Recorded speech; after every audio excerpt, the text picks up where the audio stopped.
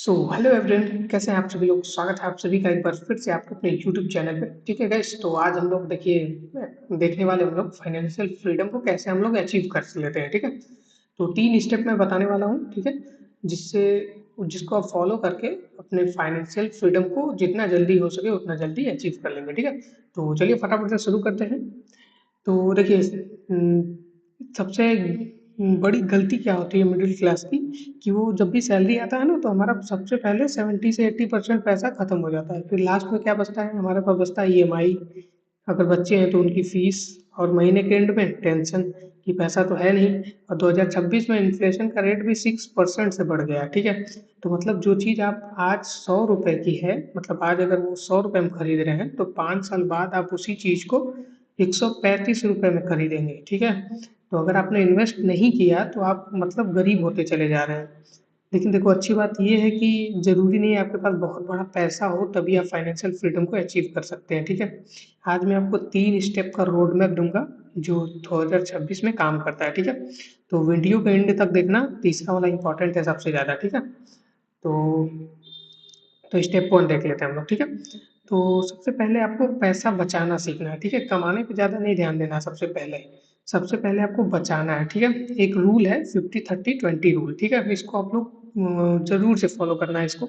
ठीक है, 50% मतलब जो 50% होगा आपका, ठीक है, वो उसमें नीड्स जितनी है आपके घर का खाना का बिल जो है वो सब 50% सैलरी से आप पे जाएगा। ठीक है, 30% वांट्स मतलब बाहर का खाना हो गया, शॉपिंग हो गया, जो भी आपकी इच्छा है वो सब 30% में से यूज़ होगा।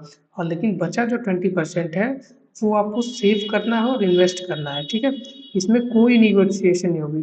तो थोड़ा बैकग्राउंड में कोई नॉइज़ आ रहा होगा गाइस, तो उसको इग्नोर करिएगा। ठीक है, तो जो मैं बात कर रहा हूँ उसको ध्यान दीजिए। ठीक है, और दूसरा है ईएमआई और क्रेडिट कार्ड का चक्कर बंद करना होगा आपको। ठीक है, इसमें आपको लगता है कि प्रॉफिट हो रहा है, लेकिन आप आगे जाके इसमें आपका जो कैपिटल है वो कम होता चला जाता है। जैसे 1 लाख का फ़ोन अगर ईएमआई पे लेते हैं आप, ठीक है, तो आप उसके बदले में 1.3 लाख का पेमेंट करना पड़ेगा। ठीक है, तो ये एसेट नहीं, अरे ये एसेट नहीं है, ये लायबिलिटी है। ठीक है, आपके ऊपर बोझ है, कर्जा है। ठीक है, और तीसरा इमरजेंसी फंड, ठीक है, बनाना है इसको, ये बहुत ज़रूरी है। ठीक है, आपको अपने अगले 6 महीने का खर्चा जितना भी होता है उसको एफडी में या लिक्विड फंड में रखना है ज़रूर से। ठीक है, जैसे मान के चलिए अगर आपका पर महीने का खर्चा 30,000 है, ठीक है, तो आपको कम से कम 1.8 लाख रुपीज़ आपको एफडी में या फिर लिक्विड फंड में रखना है, ताकि जब भी इमरजेंसी आए तो आप उसको तुरंत विड्रॉ कर सकें। ठीक है, तो स्टेप 1 का गोल है हर महीने कम से कम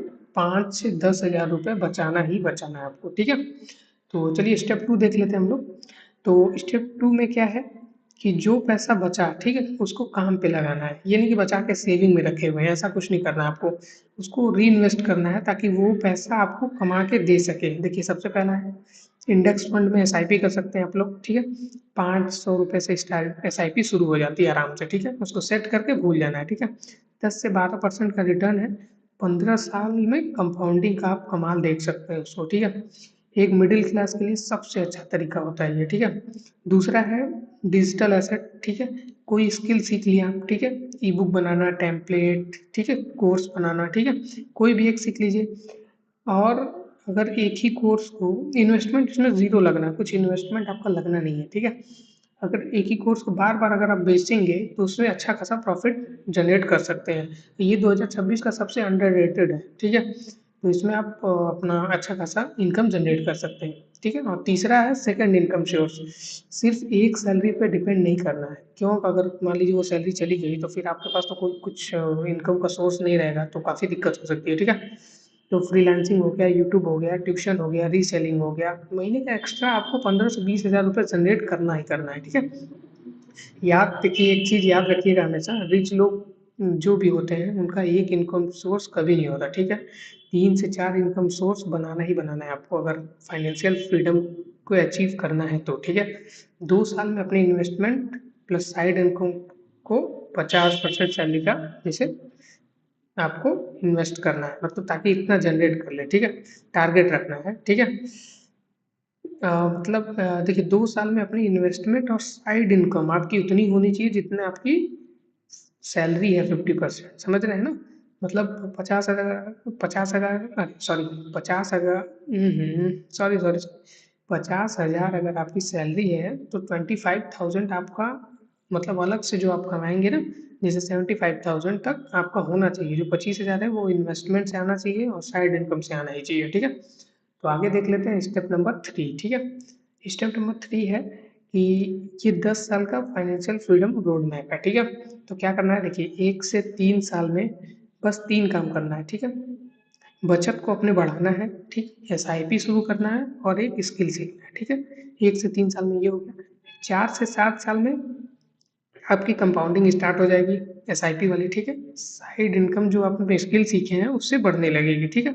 और 8 से 10 साल में आपकी इन्वेस्टमेंट और पैसिव इनकम से जितना आएगा, ठीक है, आपका महीने का खर्चा कवर हो जाएगा आराम से, ठीक है। उस दिन जो कहते हैं ना फाइनेंशियल फ्रीडम, जॉब करना है या नहीं करना है आपकी चॉइस हो जाएगी। क्यों? जैसे देखिए, मिडिल क्लास का होना मतलब गरीब रहना नहीं होता, ठीक है। ठीक है, तो आपको उसको अचीव करना पड़ेगा। और जिस भी दिन, ठीक है, जिस भी दिन अगर आपका जैसे कोई खर्चा है घर का, ठीक है, कोई एक्सपेंस है, ठीक है, अगर पैसिव इनकम जैसे बिना काम किए आपका इन्वेस्टमेंट से आ रहा है, स्किल सीख लिए आप, कोई काम कर दिए, यूट्यूब हो गया या कोई कोर्स बना के सेल कर रहे हैं, ठीक है, तो वो मतलब आपका चल बिना पैसिव इनकम है वो, ठीक है। काम करना एक बार कर दिए, वो हमेशा अगर इनकम जनरेट करता रहेगा, ठीक है। तो जिस भी दिन आपके एक्सपेंस से ज़्यादा पैसिव इनकम हो गया, ठीक है, अगर एक्सपेंस 30,000 है मान लीजिए, ठीक, और पैसिव इनकम आपका 40,000 है, 50,000 है, ठीक है, तब आप उसी दिन समझ लीजिए फाइनेंशियल फ्रीडम आपकी अचीव हो गई है, ठीक है। तो आई होप आपको वीडियो पसंद आया होगा। अगर वीडियो पसंद आया हो तो वीडियो को फटाफट से लाइक कर दीजिए, चैनल में नए हो तो चैनल को भी सब्सक्राइब कर दीजिए, ताकि आगे वाले सभी वीडियो को आप मिस ना कर पाए, ठीक है। तो ठीक है गाइस, मिलते हैं नेक्स्ट वीडियो में, तब तक के लिए बाय बाय।